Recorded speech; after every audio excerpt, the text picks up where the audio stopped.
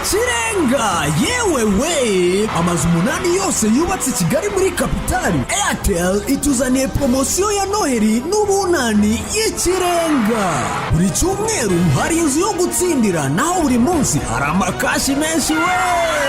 Biroroshye, ongera amafaranga muri telefone yawe utsinde. Uko wongera amafaranga niko wongera amahirwe yo gutsinda. Cyangwa ukande akanyenyeri 182 akadirisha ukoreshe Airtel Money. Gura simcard ya Airtel uyu munsi utunge inzu yawe. Amategeko n'amabwiriza birakurikizwa. Airtel, kuko u Rwanda rukwibyiza. Mbabazi Noeline mumaze kubona iburyo yakiriye gutsindira inzu ya mbere mu mazu 8 yose mwateganyirijwe n'Ikirenga promotion mwateguriwe na Airtel. Nkwibutsa yuko uno munsi tugiye kumenya umunyamahirwe wa kabiri ninde uri bwegukana inzu uno munsi, inzu ya kabiri. Ahangaha nkwibutsa ko icyo usabwa ni ukuba ufite simcard ya Airtel. Simcard ya Airtel igura amafaranga 500 yonyine y'amanyarwanda. Hanyuma icyo ukora ni iki: ushobora kugura inite yo guhamagara, ushobora kugura ipaki ya interineti. Uburyo bwo kuyigura ni ugukanda akanyenyeri 456 akanyenyeri 8 urwego yes. Aho ngaho buguze ipaki ya interineti. Ushobora no guhamagara 141 aho ngaho ukigurira ipaki yo guhamagara. Tugiye kumenya ninde munyamahirwe uri bwegukane inzu ya kabiri mu mazu 8 yose Airtel yateganyirije abafata buguzi bayo. Nkwibutsa yuko kugira ngo ubu umunyamahirwe kuri iyi nzu no kuba byibuze mu cyumweru gishize warakoresheje ikarita igera ku mafaranga 1000 y'amanyarwanda. Reka nimero zose zagize ayo mahirwe zitangire zizunguruke. Ni mashini bikora, nkwibutse ko atari njye ubikora. Nimero zose zitangire, nizimara kuzunguruka mashine yonyine niri butwereke ninde munyamahirwe uri bwegukana inzu no munsi. Ndabona nimero zatangiye ziri kugenda zose zinyuramo. Ndavuga za zindi zifite amahirwe yo kuba yatsindira inzu y'uno munsi. Ninde uri buyegukane? Ni iyi ngiyi ngira ngo reka da iracyagenda 5 ni ise 2 073 niyi 073 niyi ngiyi ndakeka. Wagira ngo ninjye ubihagaritse kandi nge nihagarariye ahangaha. Nimero ni 0 7 3 2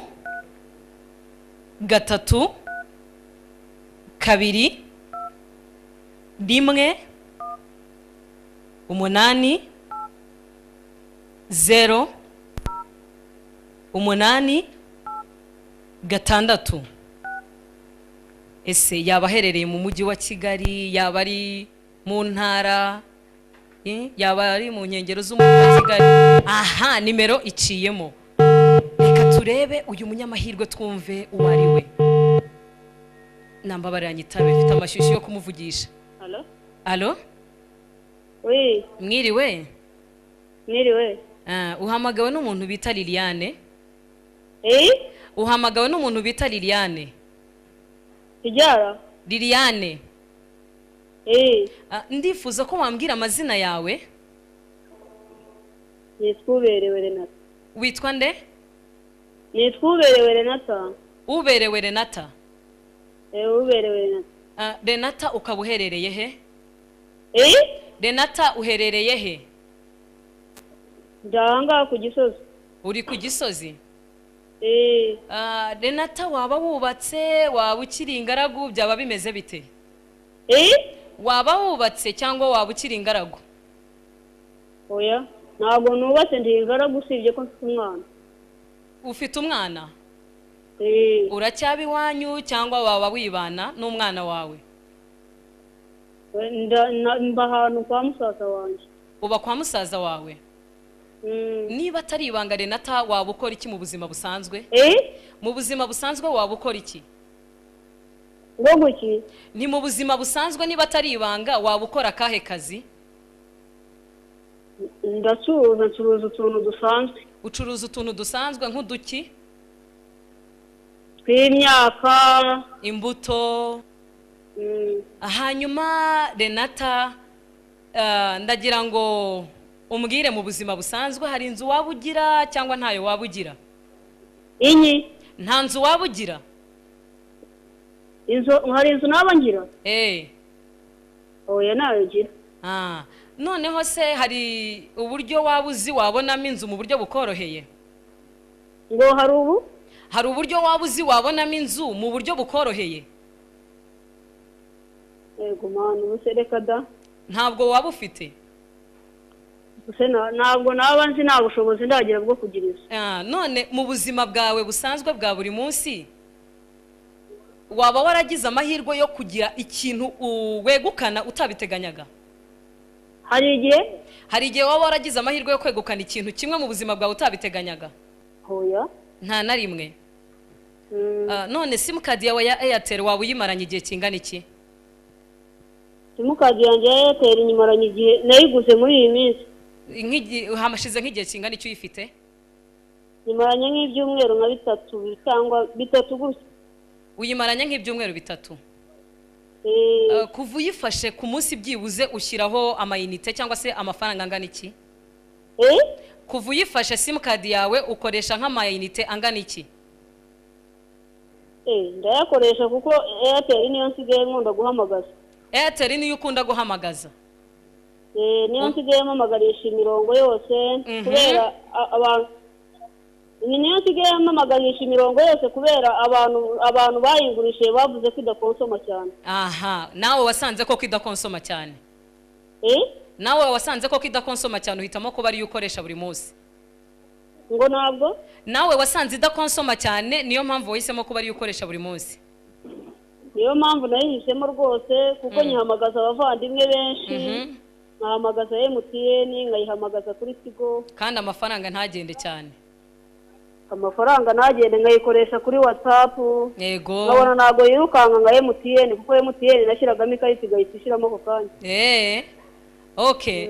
None Renatha rero hari ikintu kimwe nshaka kukubaza. Promotion Ikirenga iri muri Airtel hari ikintu waba uyiziho? Ngo ni igiki? Promotion Ikirenga iri muri Airtel hari ikintu waba uyiziho? Promotion Ikirenga nyiziho nyine ndayizi. Yego. Kubera niyo nyikoresheje cyane bahita banyereka ko ari Ikirenga. Yego. Kandi naho naguze simukadi bari bayisobanuriyeho. Bagusobanuriye ko muri Ikirenga ushobora gusangamo iki? Bari bansobanuriye ko ifite byiza birimo gutombora. Yego, amafaranga 50,000 bya buri cyumweru. Yego, bya buri munsi. N'inzu 8. Yego. N'ikarita ya 500. Ibintu nk'ibyo bagiye babimbwiraho ibintu byinshi. Yego. Ni nabo bayinkundishije bananyemereye yuko nako bazamfasha no kuba na Airtel Money nayo nyine. Airtel Money nayo wahise uyijya musanga nayo kuyikoresha ari ubuntu? Na Airtel Money wahise uyijya musanga kuyikoresha ari ubuntu? Oya nari nabijyamo bari bambwiye nyine ngo nkuko nkora ibya Tigo Cash. Ngo nzashaka ibyangombwa ku murenge kugira ngo ukore n'ibya Airtel Money. Ngo nabyo mbikore ngo bazamfasha kumbonera umutaka na turatunza twaje. Renatha rero ngiye kukubaza ikibazo kimwe. Ubundi mu buzima bwawe iyo wishimye bigenda bite? Nishimye? Ndaseka nkana cerebura. Uraseka ukana cerebura? Mu guseka kwawe cyangwa mu guserebura kwawe ukora iki? Uraririmba, uvuza induru, ukora iki? Halo? Oui, ni mu guserebura kwawe uvuza induru, uraseka, ukora iki? Ndaseka nkumva birandenze ubundi nkaceceka nta kundi nagira. Renatha batayari rero ngiye kuguha inkuru nziza cyane kuri uyu mugoroba. Ngo nguki? Kuri uyu mugoroba ngiye kuguha inkuru nziza cyane batayari. Witaze niba uri hafi y'umuhanda imodoka itakugonga. Ndahanwe nicaye. Renatha kuri uyu mugoroba kubera guhitamo simukadi ya Airtel ukaba ari ukoresha mu guhamagaza, akaba ari ukoresha kuri WhatsApp. Kuri uyu mugoroba ubashije kwegukana inzu ya kabiri muri ya mazu 8 yose wumvise ari muri promotion Ikirenga. Ntago shobora kukubeshya Renatha, icyo ushoboye cyose gikore muri uyu munota. Niba ari no kuririmba tera indirimbo. Imana ihabwe icyubahiro. Oya tera indirimbo nta kibazo nabyo urabyemerewe. Yebaba we ubuse nakora iki? Nta kindi nakora ubwo ndumva igitengo kinyishe. Nta kindi kintu wumva wakora muri ino minota? Mana we nagikora. Yego, ngaho gikore vuba vuba. ubu yagikore Renatha niba ari no kurira arira nta kibazo. Mama we. Rira cyane. Ndumva igitengo kinyishe pe. Urumva igitwenge kikwishe? Okay, reka ngufashe Renatha, reka nkubwire telefone yawe ntuyikureho. Yego. Kuko ngiye mbabwiye. Iyi Airtel nje kuyigura. Yego. Abana b'abakobwa n'abakobwa. Renatha reka ndeka kuguca mu ryo uvuze. Nyine ndabahamagara ndababwira ni se niko najyaga nkoresha Airtel. Ni nkaba nawe mfite ni bungu mwayima nta kibazo rwose. Nimuze mu mbarure. Yego. Baraza barambarura bari bafite ibintu by'ibipapuro bishushanyijeho amafaranga. Bari bafite ibipapuro bishushanyijeho amafaranga. Bafite biriho n'inzu. Renatha nyine ubwo dutera burage nabonaga ari abana bato. Renatha karame reka nkubwire ikintu kimwe.